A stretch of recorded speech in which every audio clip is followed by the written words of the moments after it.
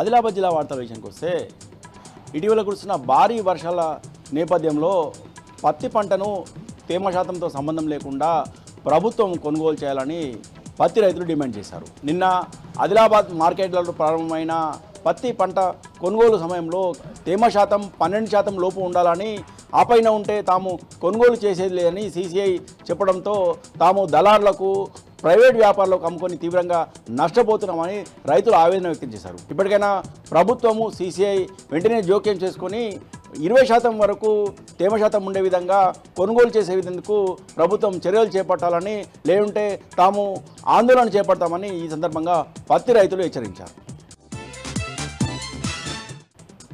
మరో వార్తా విషయానికి వస్తే ప్రతి సంవత్సరము కార్తీక మాసంలో నిర్వహించే పండరపూర్ పాదయాత్ర ఆదిలాబాద్ జిల్లా ఉట్నూరుకు చేరుకుంది. ఈ నెల 24వ తేదీన ఆసిఫాబాద్ జిల్లా కెరమెరిలో ఈ పండరీపూర్ భక్తుల పాదయాత్ర ప్రారంభమైంది. ఈరోజు ఉట్నూరుకు చేరుకున్న నేపథ్యంలో బీఆర్ఎస్ పార్టీ నాయకులతో పాటు జడ్పీ మాజీ చైర్మన్ జనార్దన్ రాథోడ్, అలాగే బీఆర్ఎస్ నాయకులు కార్యకర్తలు ఘనంగా స్వాగతం పలికారు.